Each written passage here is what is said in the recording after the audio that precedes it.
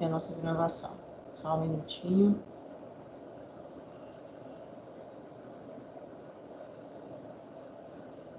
Isso.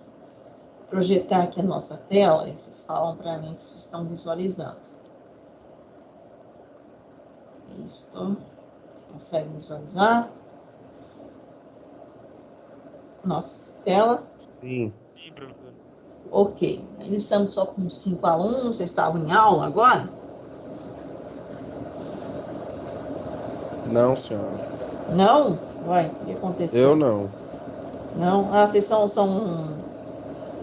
não é Acho que é um... misturado aí. Ah, tá meio misturado? Não tem só da engenharia mecânica aqui, então, não?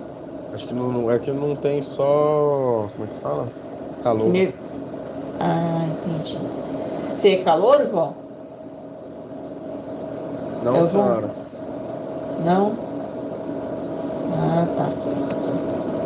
Bom, pessoal, bom dia então, boa segunda-feira, né? E vamos lá.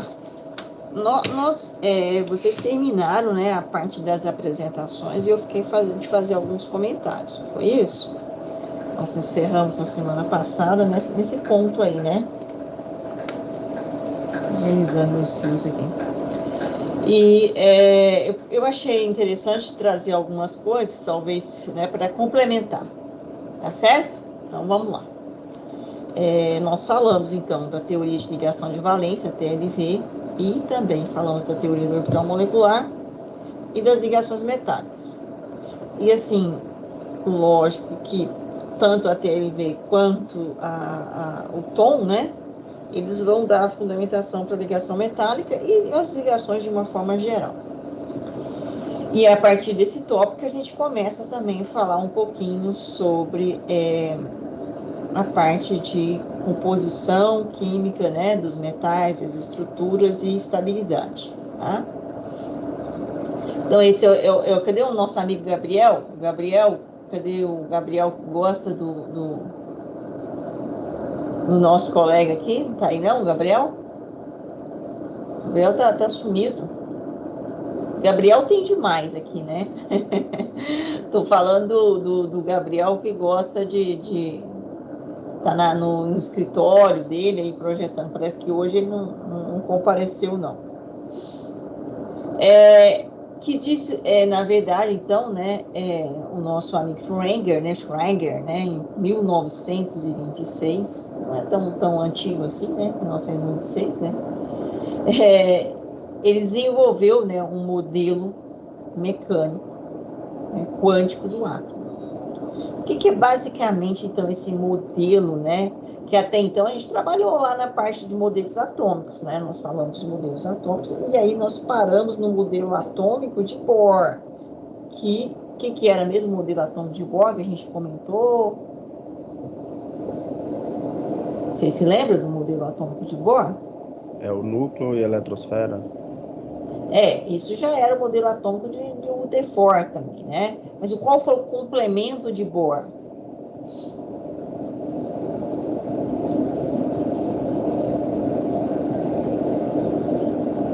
Lembra não? Eu citei o Professora, exemplo do teste não da lembro agora chama. certinho, não vou lembrar não, senão eu vou falar besteira. João. Chutar, não. Nós comentamos aquela Sei questão que das o transições eletrônicas. Isso. Pode falar, Rafael. eu sei que a movimentação do elétron na eletrosfera não é mais circular, né? Tem uma. E Esqueci nós. o nome específico, mas é tipo orbital, assim, tipo. Não é Isso. orbital. O elétron ele está na eletrosfera, mas ele tem ali um pacote energético específico, né? E para ele sair daquela região, ele tem que absorver, ou ele tem que emitir essa energia para poder ele fazer o famoso salto quântico. E a gente citou os exemplos práticos do nosso cotidiano, eu falei da questão do salzinho que cai na churrasqueira, falamos dos fogos de artifícios, né? Certo? Então, os elétrons, né? Aqui o modelo, né? Que o nosso amigo contribuiu dentro do modelo atômico, né? Que os elétrons são descritos como ondas. E, logicamente, se conhece a energia, isso aqui é fundamental, né? Eu já disse para vocês que o grande avanço tecnológico estava exatamente aqui, ó, né? Se conhece a energia do elétron, mas não a sua exata posição. Então, aqui a gente vai lá para a parte da matemática, que é a probabilidade. Nós trabalhamos com o quê? Com probabilidades, né? E aí a equação do nosso amigo Schrödinger é exatamente isso, né? É a equação matemática que trabalha com essa probabilidade. E nessas regiões onde tem maior probabilidade, foi dado o nome que são as órbitas. E aí nós falamos a teoria do orbital molecular. Eu trouxe um negocinho aqui interessante, que talvez seria só para título de curiosidade mesmo, histórico, né? Não sei se você... que é o nosso amigo, né? Nosso grande amigo Schrödinger. E aqui está um pouquinho, né, da proposta dele, né? Uma síntese bem sintética aqui, qual que foi, né, o caminhar dele dentro dessa parte, né, da química, a contribuição dele dentro da química e mais especificamente dentro da teoria do orbital molecular. Cadê nosso amigo aí? Tem alguém aí que gostaria de ler para nós? Estamos com 13 alunos já. Quem gostaria de ler, pode ler até esse pedacinho aqui, ó. Começando aqui. É só um texto, a gente vai só fazer um pequeno comentário sobre ele. Consegue ler ou está muito pequeno?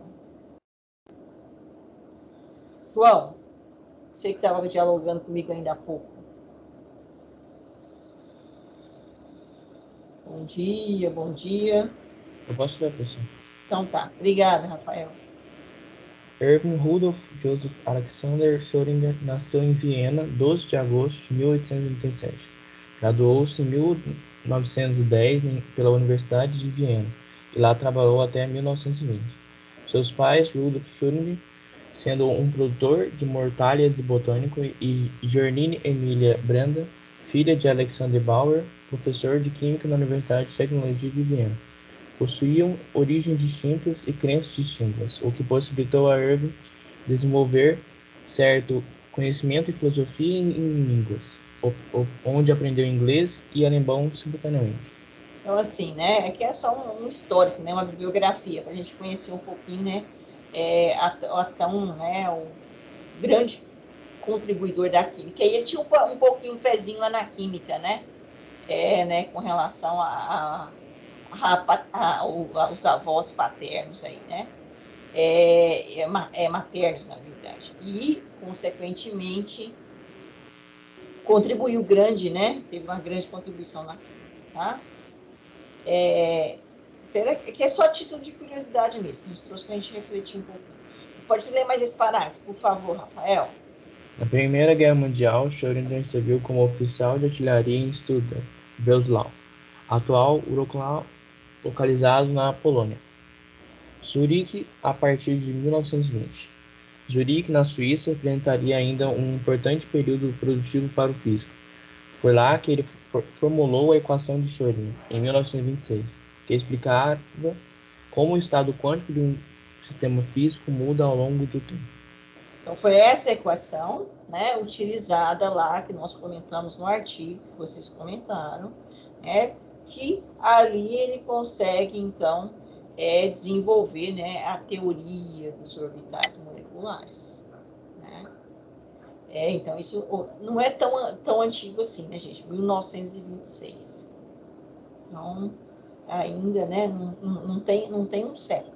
Então, a história, né, da ciência, ela é muito recente, o avanço tecnológico ainda é muito recente. Bom, e aí, em 1927, tem uma outra contribuição. Vamos ver o que aconteceu aqui em 1927, depois da formulação da equação. Pode ser, Rafael. Posso sim. Em 1927, Schrödinger aceitou um convite para suceder Max Planck, autor da teoria quântica, na Universidade de Berlim. Permaneceu no posto até 1933, mas deixou a Alemanha por repudiar a perseguição aos judeus. Viveu na Áustria, Bélgica e Itália, e finalmente, em 1940, instalou-se na Irlanda, onde dirigiu-se onde dirigiu por 15 anos o Instituto de Estudos Avançados de Dublin. Nesse período, dedicou-se às pesquisas físicas, filosóficas e sobre a história da ciência. Certo? Então, assim, né, realmente aqui, né, a gente volta àquele conceito que ainda, né, a gente tem pouco conhecimento, né, vamos dizer assim, e a história da física, né, a física vem associada aí com a questão da filosofia, com o questionamento, com a indagação, com a percepção, né, do mundo. Então, é mais ou menos essa história aí do nosso grande amigo. E aí tem mais um texto aqui que eu vou deixar aqui, esse material vai estar gravado lá, né? Então, aí depois vocês podem ler, tá?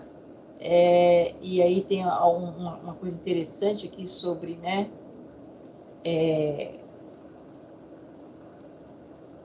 Algumas frases, né? Que ele falou.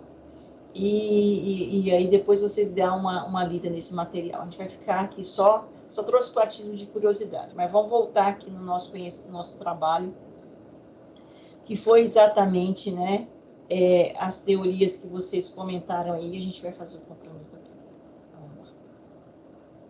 Então, a teoria de ligação, né, a TLV, ela vem exatamente, né, mostrando, né, também trabalhando com a questão da probabilidade de encontrar o elétron. Então, tanto o tom quanto a TLV trabalha com essa questão da probabilidade, de onde está o elétron. E a partir dessa probabilidade, como o elétron vai se juntar a outro elétron, né, e ali tem uma menor energia e uma maior estabilidade. Então, foi isso que vocês, inclusive, mostraram para nós. No caso da TLV, ela retrata, né, a parte qualitativa da estrutura molecular, então, da geometria, da angulação e, logicamente, né, ela está intimamente relacionada, né, com as ideias de Lewis e Linus Pauling, que nós já conversamos, distribuição eletrônica, né, aquela representação de Lewis e a sobreposição de orbitais atômicos e, consequentemente, né, a ideia de valência dos átomos ligantes. Então, a valência nada mais é, né, que a possibilidade que o átomo tem em formar ligações químicas. E isso vai dar, então, né, consequentemente, uma menor energia, uma maior estabilidade. E aí vocês mostraram exatamente isso aqui, né, onde nós temos essa aproximação, e aí tem uma distância mínima, que nós já discutimos sobre isso, uma distância de equilíbrio, onde as forças atrativas e repulsivas se equilibram, e aí nós temos, então, essa junção dos orbitais. Isso, quando acontece em um mesmo eixo, a gente tem as ligações chamadas ligações sigma. Se acontece no paralelo, nós temos as ligações chamadas ligações pi. Por isso, as ligações sigma são mais difíceis de serem rompidas, de serem quebradas, do que as ligações pi, que acontecem no paralelo. Não há uma sobreposição de orbitais. Isso também já foi comentado. E aí nós chegamos, então, né, naquela questão básica, que é a geometria da molécula, onde nós temos uma angulação mais distante possível, que faz com que, né, essa angulação dê uma menor energia e uma maior estabilidade. Lembrando que pares de elétrons têm repulsão. Por isso que a molécula, né, do metano tem essa geometria tetraédrica, que vocês mostraram aí para o pessoal da TLV. Aqui, por que o NH3, professora, também não é tetraédrica? Porque aqui eu tenho um par de elétrons, aqui eu tenho um outro par de elétrons, aqui eu tenho um outro par, e aqui eu tenho um par. Só que esse par de elétrons aqui é diferente desse par que está ligante, deste par que está ligante, que esse par que está ligante. Esse par de elétrons, né? Quando vocês mostraram lá no tom, vocês falaram que eu tenho o orbital ligante e o orbital antiligante. Aqui eu tenho um par de elétrons não ligante. É diferente, hein? É diferente daquela outra ideia. Lá eu tinha a formação de orbital ligante e não ligante. A partir de 2 orbitais atômicos, eu formava 2 orbitais moleculares. Aqui eu tenho um par de elétrons que não vai entrar nesse jogo. Só que ele tem repulsão com esse par de elétrons, tem repulsão com esse par de elétrons, tem repulsão com esse par de elétrons. Então, logicamente, como ele ocupa um espaço maior, acaba fechando mais a molécula e, consequentemente, a angulação é um pouco menor do que aqui. Tá?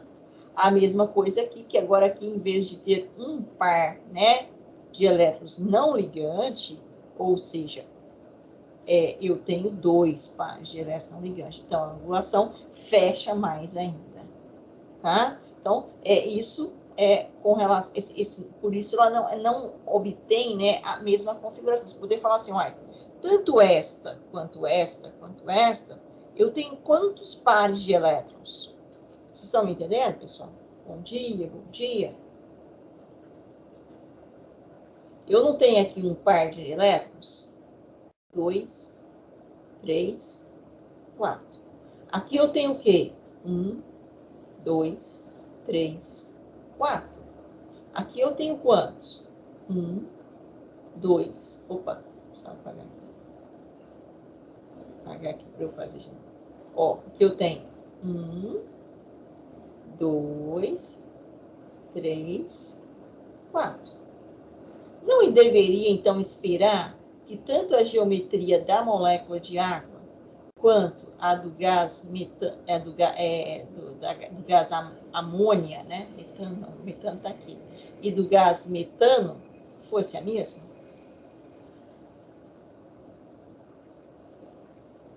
Mas aí depende de quantas ligações cada um tá fazendo, né? A geometria. E o número de ligações depende tipo assim, da afinidade do elétron, do elétron não, do elemento em fazer ligações. Tipo assim, o carbono, ele faz mais ligações do que o oxigênio para ficar estável. Sim, mas o que eu estou colocando aqui, Tiago, é o seguinte. Eu estou contando os pares de elétrons que nós temos, porque uma ligação é um par de elétrons, não é? Representação de Lewis. Sim. No caso da amônia, eu também tenho 3 pares de elétrons ligantes, mas eu tenho um outro par de elétrons aqui também. Professora. Sim, oi, você tá sumido? Bom dia. Não, eu tava ouvindo a aula aqui, professora. Energia... Eu te chamei no início aí para você ler um pouquinho para nós, você sumiu?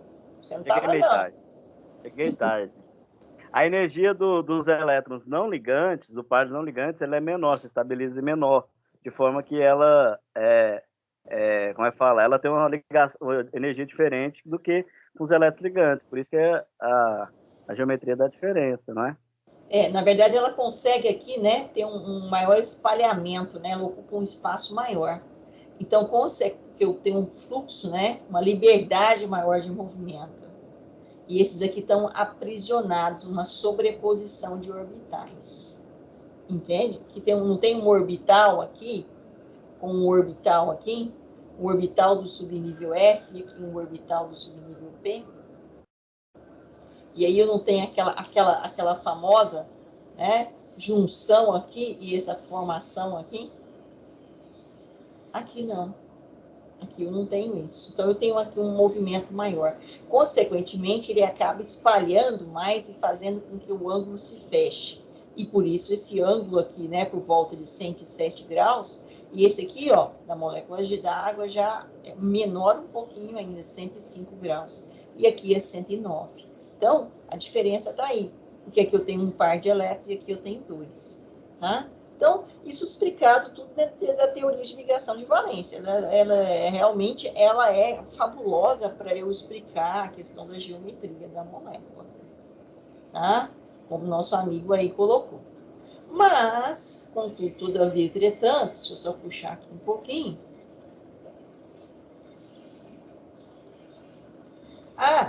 Né, essa teoria, né, a teoria de ligação de valência, ela já tem capenga um pouquinho, né, ela sendo aplicada, por exemplo, para moléculas simples, sendo aplicada para moléculas simples e algumas moléculas um pouco mais complexas, vamos dizer assim, entre aspas, né?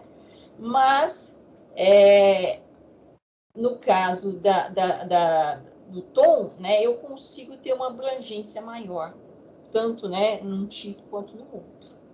E por quê? Por que o tom é um pouco mais consegue ali adentrar mais na explicação lógica, né, vamos dizer assim, de ligações. Não fica só na parte qualitativa, ele vai para a parte quantitativa com relação às ligações. Porque aí eu começo a entrar um pouquinho na questão da dualidade da matéria, né? Ou seja, o elétron, uma hora, ele é uma onda, né? E é exatamente aqui que nós trabalhamos, com esse princípio. E aí, sim, nós temos a questão do espectro eletromagnético, tá? Então, aqui é a explicação, né? Vem aqui por Millikan, né? Esse cara que foi importantíssimo também dentro da química, porque é ele que descobriu também a questão da carga do elétron, né? O experimento de Millikan. Então, a gente tem ali várias contribuições dele. E aqui ele pega, então, um gancho aí na equação, né, do nosso amigo Schrödinger, né? E vem, então, aplicar, né, a teoria do orbital molecular.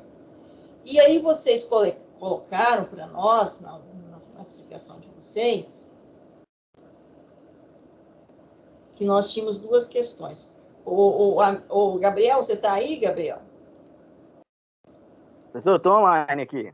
Oh, então tá bom. Então lê aqui para nós esse slide que a gente colocou aqui para a gente fazer o comentário dele. Orbitais atômicos. Teoria do orbital molecular, Tom. Orbitais atômicos se combinam para gerar orbitais moleculares. Isso vocês deixaram bem claro, tá claro para todo mundo? Junto orbital atômico e forma orbital molecular. Ok. Próximo tópico. Esses orbitais moleculares se espalham sobre vários átomos e até mesmo por toda a molécula. E os elétrons da molécula estão distribuídos nesses orbitais. Deslocalização. Opa! Aí agora eu tenho uma outra história, hein? Mais complexa, né? A gente tem aqui o quê? Um negócio chamado espalhamento dos elétrons na molécula. E como que é esse espalhamento, né? Como é que a gente vai chegar nisso? É aquela ideia da probabilidade. Não é nada palpável, mas vamos lá. Próximo tópico, Gabriel, por favor. A combinação dos orbitais atômicos gera orbitais moleculares. A senhora falou aí, né? Pi e alfa. Como é que é isso aí? O sigma e pi. Sigma e pi ligantes, né? Então é representado aqui.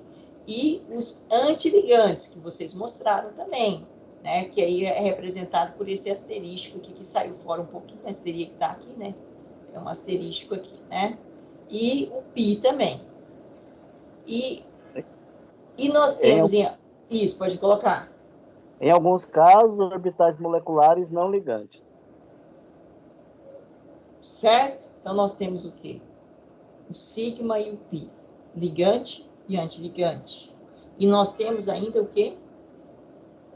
Os orbitais moleculares não ligantes. São diferentes. Antiligante, ligante, que pode ser sigma e pi. Qual que é a diferença do sigma e do pi? Ligante. Professora, a senhora disse agora que o sigma da forma linear, né? Isso. E o pi são paralelos, né? Exatamente. Eu tenho, então, né? É essa ideia que nós temos aqui. Deixa eu voltar aqui um pouquinho. Voltando. Nós tínhamos mostrado isso aqui para vocês, né? Então, aqui nós temos qual? Esse que eu acabei de fazer em azul aí. Deixa eu apagar aqui que o desenho está muito ruim. É o sigma. Deixa eu apagar aqui assim, ó. E agora a gente volta aqui. Deixa eu fazer o traço. Esse aqui é o quê? Ligação sigma. Sigma. E essa aqui que seria essa aqui, ó. Essa seria a pi. E essa aqui seria a pi. Mas eu tenho ela o quê? A ligante e a antiligante. né? Agora, logicamente, nós temos também, em alguns casos, qual é em alguns casos? Opa, pulei, passei fora do negócio. Vê?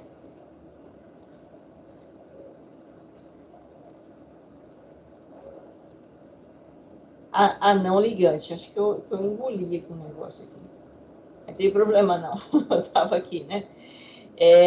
Eu temos aqui o não ligante, certo? Ok?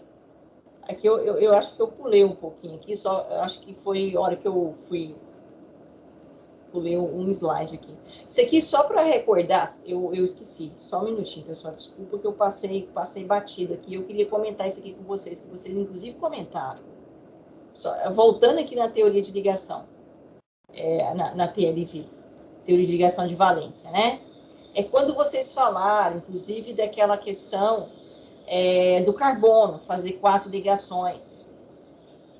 E que, né, nós temos a saída do elétron do subnível S indo para o subnível P, para poder ficar com 4 orbitais desemparelhados. Lembram disso, Gabriel? Você que comentou isso ou não? Foi do seu grupo, não foi? Foi o nosso grupo que falou. Foi, né? Então, e aqui só tem uma informação interessante. E como resultado da promoção do elétron, o carbono forma 4 ligações covalentes e libera 420 quilocauls por mol de energia. Se não tivesse aquela promoção do elétron do subnível S para o subnível P, né? A liberação seria apenas de 210 quilocal por mol. Então, com essa promoção do elétron saindo do subnível S que vocês mostraram, indo para o subnível P, ele tem essa liberação de energia. Processo exotérmico, libera energia, 420 kcal por mol. E se não tivesse, ele teria só a liberação de quanto? 210. Ou seja, a promoção do elétron é energeticamente favorável. Por que ela é energeticamente favorável? Porque ele caminha no sentido de menor energia, tá? Por isso... Professora, só fazer uma pergunta besta nesse sentido. É por isso que a queima de carbono é muito utilizada hoje em dia, tudo, porque existe esse salto aí de subnível? Não, o carbono é para ele chegar na condição de estabilidade, certo? Agora, você tem uma estrutura formada por ligações carbono, hidrogênio, oxigênio, aí essa ligação, ela assim, ele está numa condição estável? Tá numa condição, ele liberou energia para se formar? Sim. Agora, para eu quebrar essa ligação, eu não tenho ali um gasto tão alto para a quebra dessa ligação. E ali, consequentemente, eu tenho uma liberação de energia quando eu quebro essa ligação. Tá? É isso, Gabriel, que você perguntou? Não sei se eu consegui responder sua pergunta. Não, ok, maravilha, eu entendi muito, e às vezes eu gostei, certo? Certo? Agora, eu estou aqui numa condição de menor energia. Então, por isso que há esse caminhar para formar, né, aquela transição. Quer dizer, na verdade, o carbono não encontra naquele formato. Não vou encontrar o carbono, né, com o orbital do subnível S, com 2 elétrons, e o orbital do subnível P, né, naquela condição aqui. Isso aqui não existe. Energeticamente, isso não é favorável. Essa é a explicação. Então, energeticamente, esse elétron está aqui. Por quê? Porque é que aí, nessa condição, que ele tem realmente, né, uma condição de menor energia. Tá? Então, isso é qualitativamente, não é, né, apesar de eu mensurar essa energia, mas qualitativamente a teoria de ligação de valência consegue explicar isso. Essa transição, esse salto, né, esse resultado de promoção do elétron. Ela consegue definir muito bem isso. Bom, voltando lá, então aqui eu tenho ali o ligante, né, é sigma, o ligante π, o antiligante sigma, o antiligante π, e eu tenho ainda o orbital que não ligante. O quem é o orbital não ligante? Como é que eu definiria o que seria o orbital não ligante? Eu ia perguntar isso. É o que pode, mas o que não fez ligação, não é? Como, por exemplo? Cadê aqui? Eu acho que esse slide meu tá meio bichado aqui. Tem lá do oxigênio, talvez?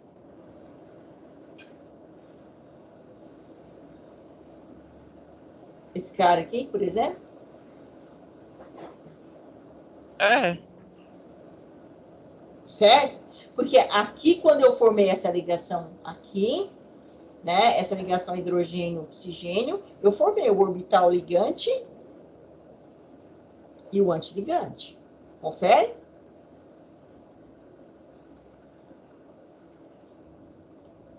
Essa aqui também eu formei o ligante e o antiligante. E essa aqui é o orbital não ligante. Certo? No caso do carbono, eu não tenho nenhum orbital não ligante nessa estrutura. Aqui eu tenho um orbital não ligante, aqui eu tenho 2 orbitais não ligantes. Então, assim, é uma teoria complementando a outra, mas uma na análise qualitativa e outra na análise o quê? Quantitativa. Professor, o antiligante seria o do hidrogênio, no caso? Não, o antiligante é esse aqui, ó. Deixa eu Em voltar relação ao aqui. carbono? Em relação ao carbono e hidrogênio, que eu mostrei lá,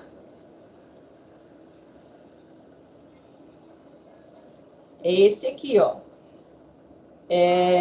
Eu tenho o quê? Quando vocês mostraram isso aqui, não me lembro mais quem foi, mas eu sei que vocês mostraram. Mostraram? Ó, gás hidrogênio. Então, chegou um orbital atômico, outro orbital atômico com um elétron, o outro orbital atômico com outro elétron, juntou, então, os 2 elétrons, formou o quê? Esse orbital aqui é o orbital o quê? Orbital molecular, né? E isso formou aqui o orbital molecular. Esse é o orbital molecular. E esse aqui é o quê? O orbital atômico. Esse aqui era o orbital atômico. Quantos orbitais atômicos eu tinha? 2. 2. Eu formei o orbital molecular ligante, ou seja, o sigma. E esse aqui é o quê? Orbital molecular. Só que esse é o quê?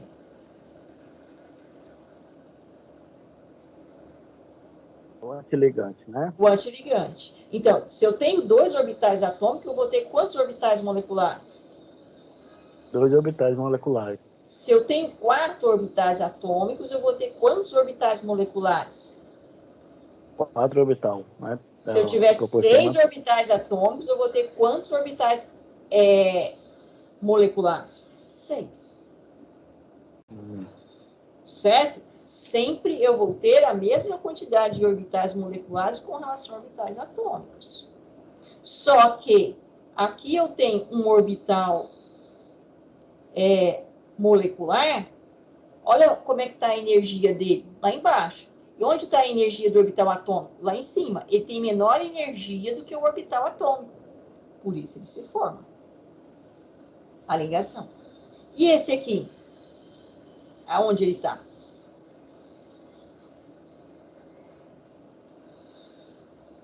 Com maior energia. Por isso aqui não forma ligação. Por isso eu chamo ele de antiligante. E esse aqui de ligante. Tá certo ou não? Vamos ver o do hélio, que você... não, aqui é o do hidrogênio, aqui é a mesma que eu acabei de mostrar. Agora vamos ver o do hélio. Tá. Isso aqui alguém comentou. Só matemática... A teoria do orbital molecular, ela não é quantitativa, ela não mostra para nós, então, né, é palpável com relação à questão das ligações químicas. Então, olha lá. Essa aqui é a ordem de ligação, é calculada usando uma fórmula matemática. Como assim? A ordem de ligação é igual a meio, do nada a equação. é número de elétrons em orbitais ligantes menos número de elétrons em orbitais antiligantes. Quantos elétrons eu tenho aqui no orbital ligante? Não veio um elétron desse orbital para cá, e não veio um elétron desse orbital para cá, que está meio um risquinho aqui. Quantos elétrons eu tenho aqui? 2. 2. Então, vou colocar o 2 aqui. Menos o número de elétrons em orbitais moleculares antiligantes. Quantos elétrons eu tenho aqui? Nenhum. Nenhum. 0. 2 menos 0, 2. Meio vezes 2, 1. A ordem de ligação é 1. Forma a ligação é um composto formado por gás hidrogênio.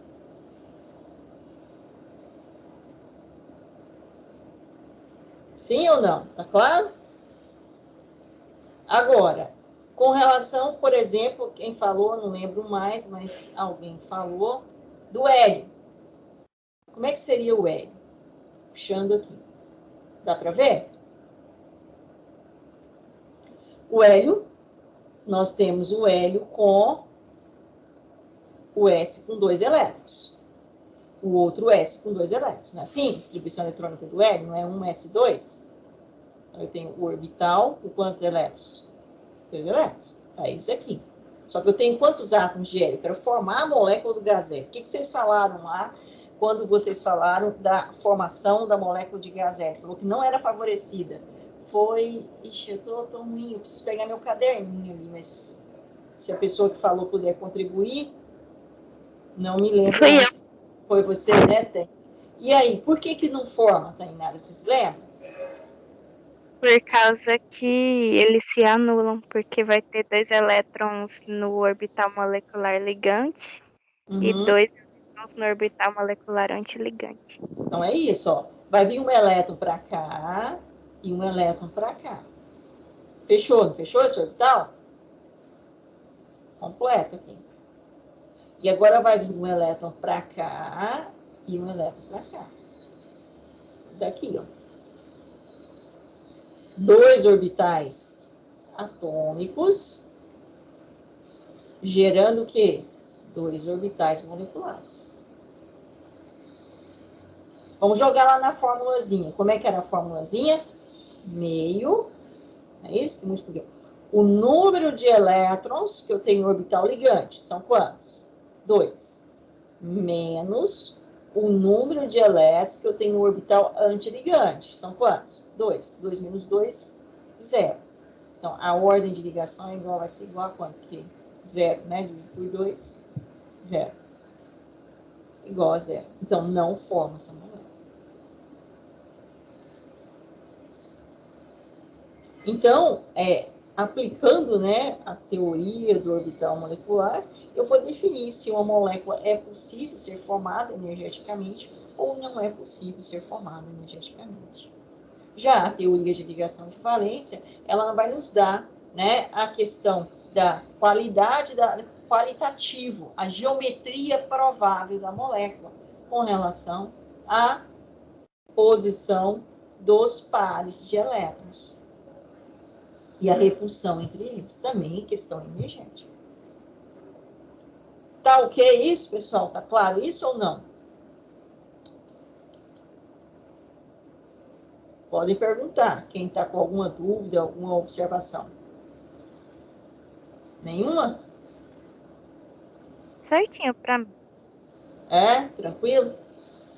Bom, então, nós vamos começar entrei aqui, né? Depois aqui só que a data é errada, porque eu estou aproveitando um slide dos colegas anteriores a vocês, mas eu vou corrigir aqui a data. Senão vocês vão voltar no tempo, né? Mas, a partir daqui, a gente vai pegar um gancho ainda nas ligações metálicas, mas a gente já vai aplicando aqui, para a gente adiantar um pouco. Hoje aqui são 21, né? Ih, mas hoje eu tô ruim também, canetinha, hein? Meu Deus. Tá difícil. 21/6. Pessoal, chegamos na metade do ano, hein? Vocês estão acompanhando aí a reportagem aí do nosso amigo, como é que chama?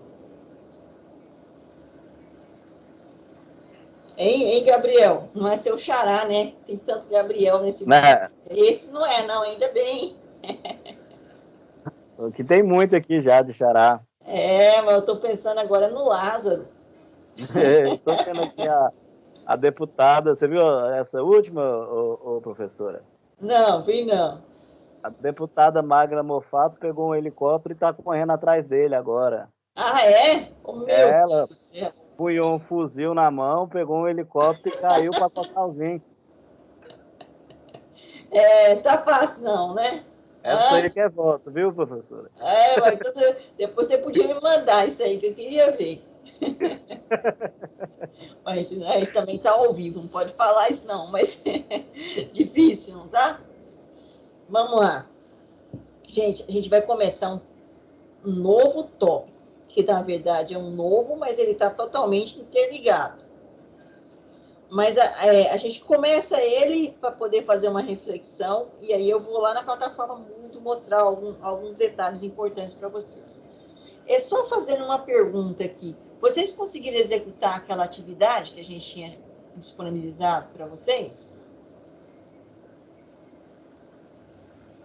Não fiz. Aquelas 10 questões que estavam aqui no Team?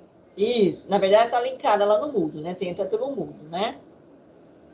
Não, a gente fez. Fez? Alguém não conseguiu executar ainda? Precisa que eu amplie mais um tempinho ou não? Tá ok?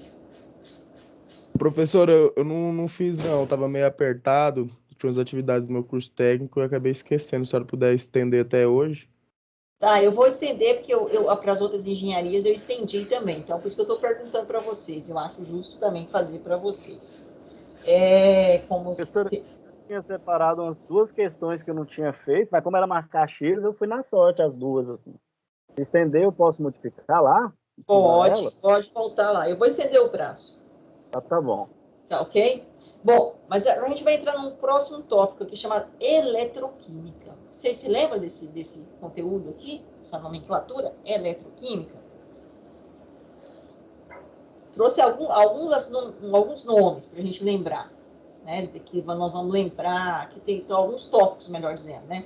Alguns tópicos tem assim, reatividade dos metais. Então, aqui estão os metais, que vocês comentaram. A gente vai voltar lá. E dos ametais, semi-reação de oxidação-redução, pilha de Daniel, né, que é muito famosa lá no ensino médio, a montagem dessa pilha e o funcionamento dela. Pilha, vocês conhecem? Todos nós? Sim, professora. Sim, né? O que é pilha, gente? Então, como é que vocês definiriam para mim o que é uma pilha? É um objeto que armazena energia. E como é que ele consegue essa energia? Dentro dela tem uns elementos químicos lá, eu não lembro de cabeça agora qual que é o material que usa. Mas aí ele se transforma em energia elétrica. Isso. Então, pode falar. Quem mais quer fazer a contribuição? Eu acho que era como se fosse uma diferença de potencial entre um polo e o outro, que faz a energia fluir de um lado para o outro. Então, o próprio nome está dizendo, né? Elétron. Então, a gente continua aqui caminhando com quem? Com aquele nosso amigo elétron. Foi descoberto lá por Stone, né? Que Thomson, o JJ Thomson, muito inteligente, utilizou para propor um novo modelo atômico. E depois, né, os nossos amigos aí da física quântica, que foram vários, que estudaram o elétron. E todo o avanço tecnológico que nós temos está ligado a esse conhecimento do elétron. Né? E o findar do conhecimento básico que nós temos até hoje, que o elétron é um cara que comporta como uma energia e uma partícula. E aí vem, então, né, o grande segredo da vida, né? É o princípio da dualidade da matéria. E aí é onde a gente aí fica no pisar, né? Por isso que o nosso amigo lá Schrödinger, né, tinha tanta questão da filosofia, da percepção. Gabriel, depois eu trouxe aqui um textozinho sobre o amigo que você gostou, ele está aqui nesse slide, que eu vou salvar lá, né, para vocês depois na plataforma Moodle, e depois vocês leem, tá bom? Um complemento histórico aí, uma pequena bibliografia. Tá? Você não estava no início aí, eu estou só relembrando que você gostou, você foi pesquisar até como é que era a pronúncia do nome, né? Então, tá lá. Bom, então, é uma conversão de energia química em energia elétrica. Isso é eletroquímica, mas eu posso ter o contrário também. Posso ter a conversão da energia elétrica em energia química. Então, são dois processos, né? Professora, Sim. então a radiação a gente pode falar que ela faz parte da eletroquímica? Então, aí eu tenho duas questões. Aqui a gente está falando, né, naquela parte eletrosfera do átomo. Agora, quando nós vamos, né, no interior do átomo, que também tem elétrons, tem partículas negativas, que hoje já se sabe disso, aí sim eu tenho a produção, né, de uma energia, né, que ela está dentro do espectro eletromagnético, pode ser, né, tanto da parte eletromagnética chamada raio-x, que na verdade é uma transição do núcleo e eletrosfera ali nas camadas mais internas, e a parte da radiação gama, que aí eu estou realmente dentro, pensando do que está saindo do núcleo do átomo. Mas para isso sai partículas também. E logo em sequência eu tenho a radiação gama. Então aí eu parto para um outro foco, núcleo, que ainda é muito, muito, muito obscuro para nós. Por enquanto a gente tem um pouquinho de conhecimento com relação ao elétron. Tá certo? Então, a gente está falando de eletrosfera, está falando de elétron. E aí, esse elétron, ele pode, né, fazer conversão de energia química em energia elétrica, ou energia elétrica em energia química. E isso chama-se eletroquímica. É o ramo da química que estuda essa transição. Energia química em elétrica, ou energia elétrica em energia química. E hoje é o gargalo, como de gargalo não, é o nosso avanço tecnológico. Quando a gente fala de processos, o que limita nossos processos? A questão energética. Vocês vão desenvolver um motor de carro aí. O que é o mais importante nesse motor? Hein, Gabriel? Professor, o motor a Acho que combustão é que faz o carro precisão, girar, né? Rodar. Que faz o carro ir para frente. Pois é, mas o que é o diferencial, né, que cada mais a indústria automobilística tem investido? Eficiência, né? o software também, né? Eficiência, né, energética, eficiência, né, menor custo e maior eficiência. Tá aqui. Então, nós estamos aqui. O carro, por exemplo, nosso tem 1 tonelada para carregar uma pessoa de 70 quilos, 100 quilos, 80 quilos. Olha o gasto energético, né? Mais ou menos o carro se gasta, né? Praticamente a energia toda dele é para movimentar ele mesmo. Então, tá aqui a proposta, né? Aqui é a parte da química que vai auxiliar os senhores a trabalhar com isso, a desenvolver com essa perspicácia, certo? Então, é eletroquímica. Então, é esse elétron, esse conhecimento energético do elétron, onde a gente pode fazer a conversão, energeticamente falando, que vai nos dar, né, esse ganho, tá? Bom, e aí dentro da química isso tem um nome, né? Tem um nome chamado pilha e tem um outro nome chamado eletrólise. Então, a gente tem a eletrólise e tem a pilha. Alguém sabe a diferença do que é uma pilha para uma eletrólise? Eu acho que é o meio, né? Um é no meio líquido aquoso e o outro é tipo esqueci o nome, pastilhas, né? Como se fossem pastilhas. Quem mais lembra de alguma coisa relacionada a isso? Esse é um conteúdo que, às vezes, né, no ensino médio, passa muito batido, né? Que já está lá no final, e aí acaba que o professor, ele normalmente trabalha no segundo ano, né?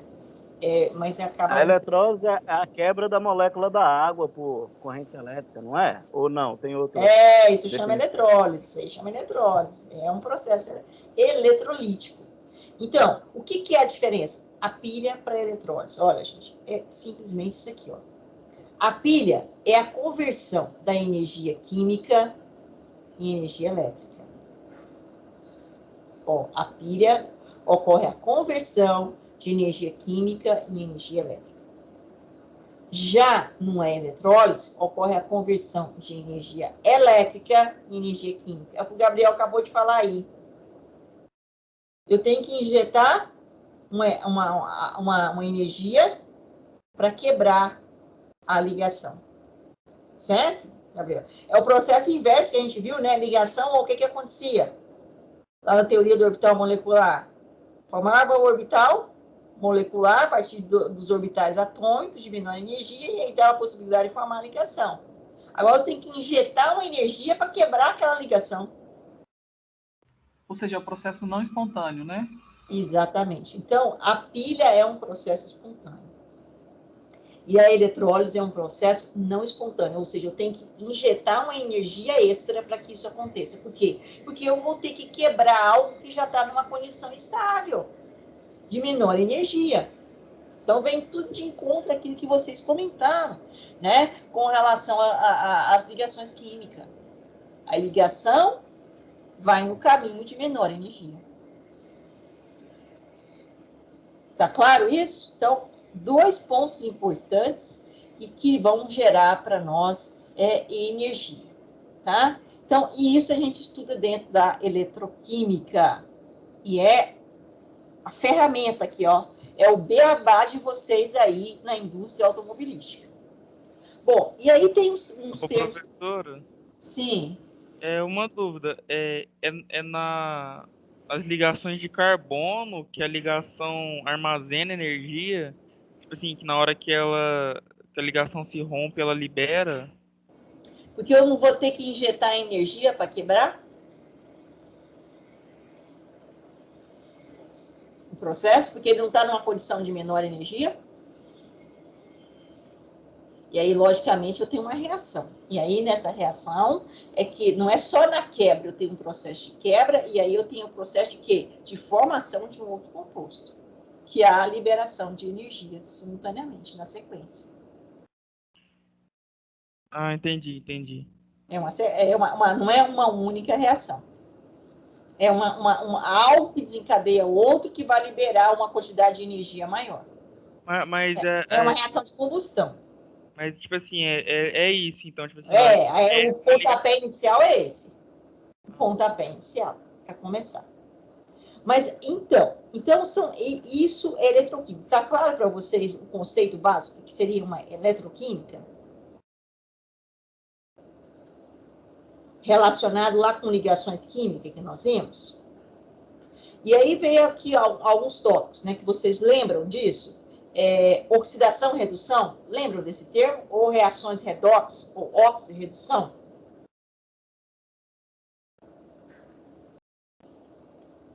Eu lembro mais ou menos, professora. Tá, então, agora eu vou lá na plataforma Multi. Depois disso aqui, deixa eu só entrar aqui. Consegui entrar aqui. Caminhando aqui com vocês.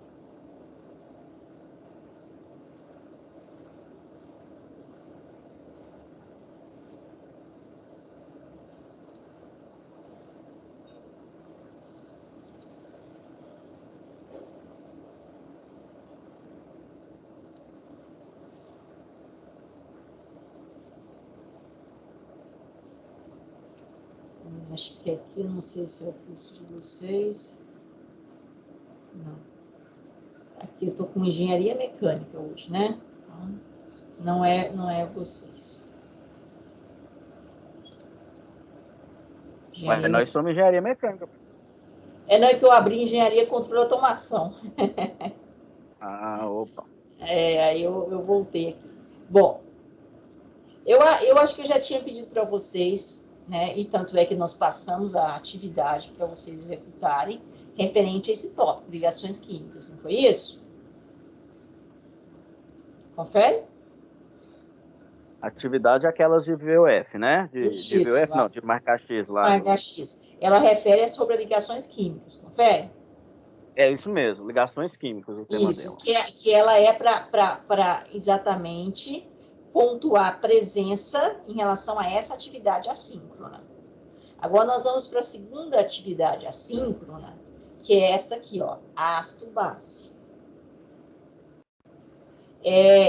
E logo na sequência, eu vou precisar também que vocês olhem essa outra atividade assíncrona, soluções. Ah, professor, mas cadê os exercícios? Ainda não temos os exercícios.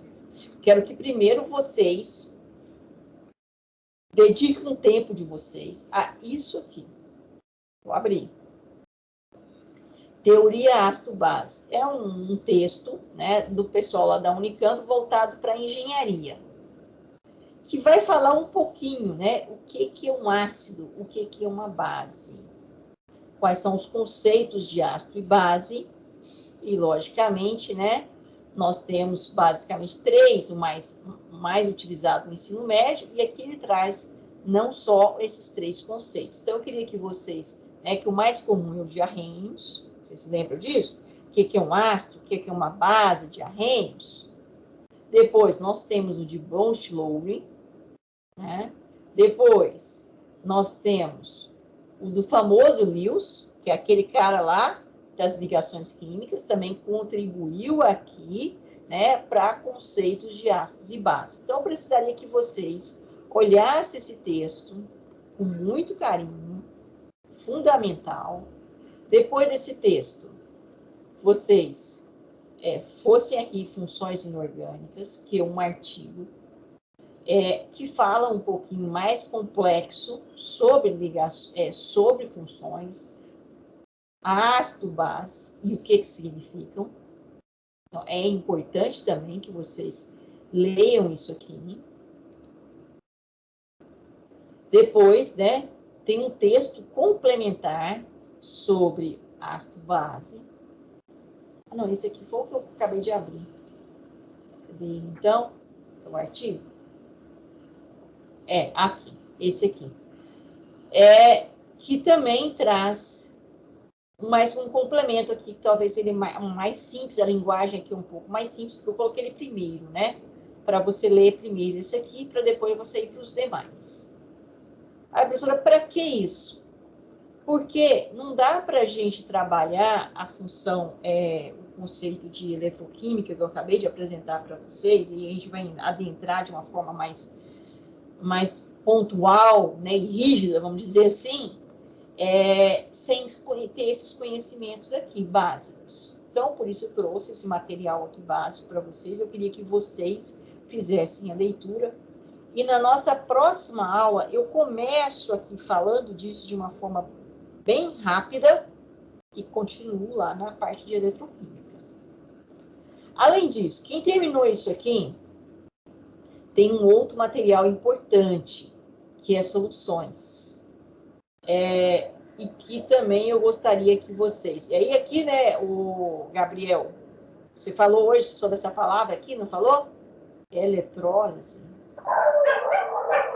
Exatamente, professor. Você viu os cachorros aqui, né? Não bravo, hein? Eletrólise. Cuidado que o Lázaro, hein? Tá chegando aí, não? Eu tô brincando. Eu recebi uns videozinhos interessantes. Depois eu passo para vocês. Mas tá fácil não, né? Não pode rir, não. Então, ó, a atividade assíncrona também sobre soluções. Então, a gente tem dois tópicos de atividades assíncronas. A professora vai ter exercício? Vai. Mas, inicialmente, eu gostaria que vocês fizessem a leitura para a próxima semana. É possível? Maravilha, professor. Tá? Então, próxima semana, vocês começam com, né, Professora, a gente, pouco tempo, a gente vai priorizar qual texto para ler? O do... Primeiro o ácido e base, esse material aqui. Depois você parte para esse aqui. Se você não conseguir para a próxima semana, tudo bem. Porque na próxima semana eu já abro umas questões que vai estar também na plataforma para vocês executarem, referente a esse tema.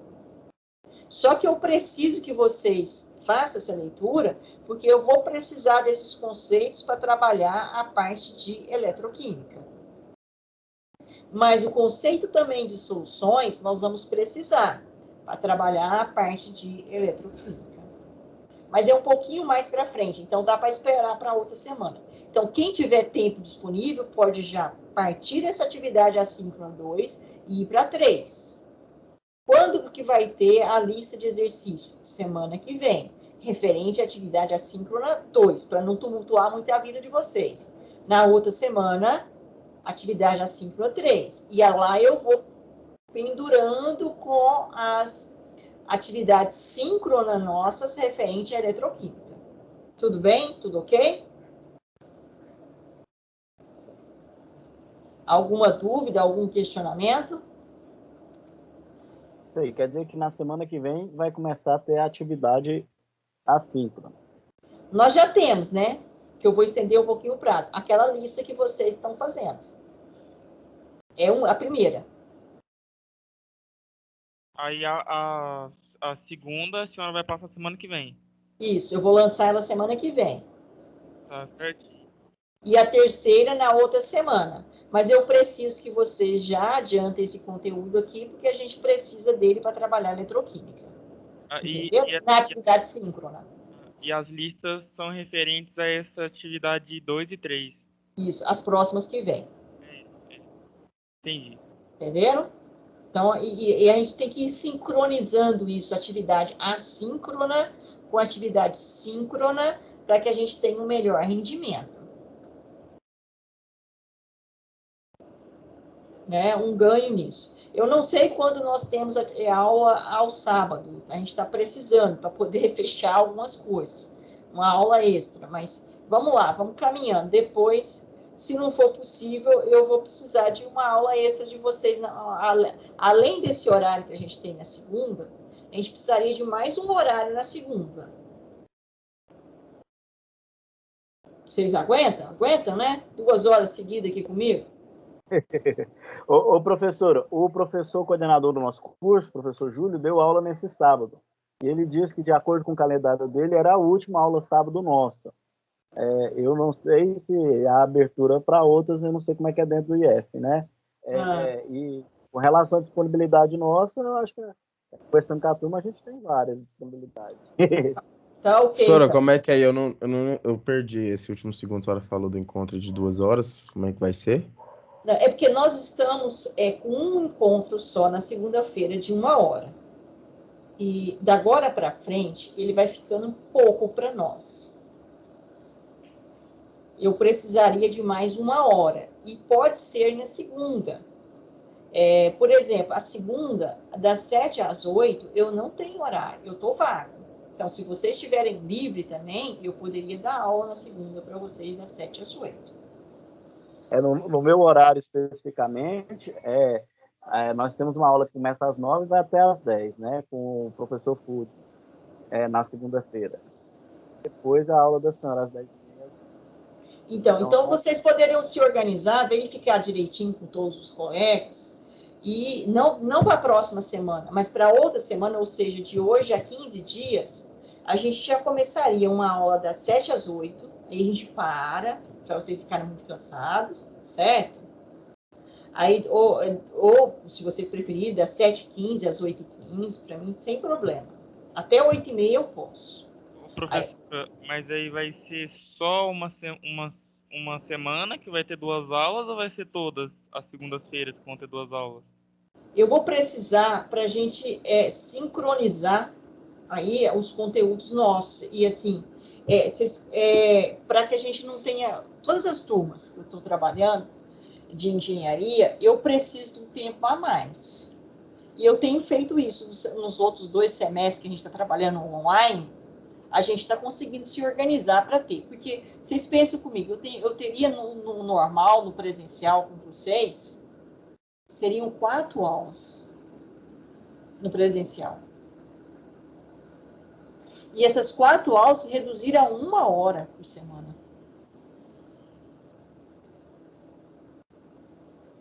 Eu entendi. Sim, professora, a senhora tem. Seriam 2 aulas daqui para frente, né? Para Isso. poder não atrasar.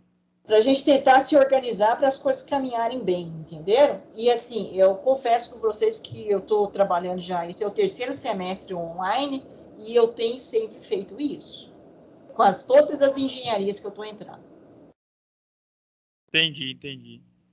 Para que a gente realmente assim, não saia com tanto prejuízo e tenha uma formação de química básica para vocês, né, no curso de engenharia. Tipo assim, na nossa turma de engenharia mecânica, na segunda-feira a gente só tem uma aula das 9 às 10. Aí Então, eu não sei se tem outros alunos de outros cursos que tem a manhã mais ocupada, né? Então, é isso que a gente precisava ver, porque tem aluno matriculado que não são da turma de vocês, né? Então, era isso que a gente precisaria verificar. Então, assim, eu estou colocando a questão, não vou começar na próxima semana, daqui 15 dias. Se for possível, para todos, esse horário, eu teria disponibilidade de trabalhar ele. Por quê? Porque na segunda-feira, para vocês terem uma ideia, no presencial, eu teria 6 aulas com vocês. 6 aulas, assim, eu daria 6 aulas, vocês teriam 4, mas eu daria 6, porque eu divido a turma. Então, metade é no primeiro horário, e a outra metade está com o professor Efúsio, né? A outra metade vem para mim e a outra vai para ele. E depois, o último horário, que é 1h30, é todo mundo comigo. Eu tava olhando no horário, a segunda-feira seria o dia inteiro com a aula da senhora, praticamente. Eu tenho 6 aulas na segunda-feira com vocês. Na verdade, vocês têm 4, mas eu tenho 6, que eu divido a turma. Então, assim, é por isso que eu estou pedindo mais 1 hora, a partir não da próxima semana, mas da outra. Se for possível, para mim seria um bom dia segunda-feira. Pode ser tipo 7h15 a 8h15. Professora, poderia ser das 7h30 às 8h30, não? Pode também, sem problema, das 7h30 às 8h30. Aí a gente Se a gente encerra. for aqui usar essa aula para provar isso, quer dizer, eu não sei os outros colegas aí, eu estou tranquilo. Eu vou deixar esse tempo para vocês pensarem, e aí na semana que vem a gente bate o martelo, pode ser? Ok, maravilha. Qualquer polêmica o pessoal põe lá no grupo. Isso. Então a gente se deixa tiver algum vocês problema nesse discutirem aí horário. uma semana, e aí se todo mundo concordar, chegar num consenso, a gente bate o martelo na semana que vem, e daqui 15 dias a gente começa a desempenhar isso. Para que a gente possa fechar, porque a gente tem um mês de, praticamente aí, hoje já é dia 21, né? Então a gente tem o mês de julho todo e o mês de agosto, uma boa parte de agosto. Aí a gente conseguiria fazer, tranquilamente. Tá ok, pessoal? Combinado? Combinado. Soro, estamos liberados? Estão liberados. Eu já baixei a lista de presença, parando a gravação aqui.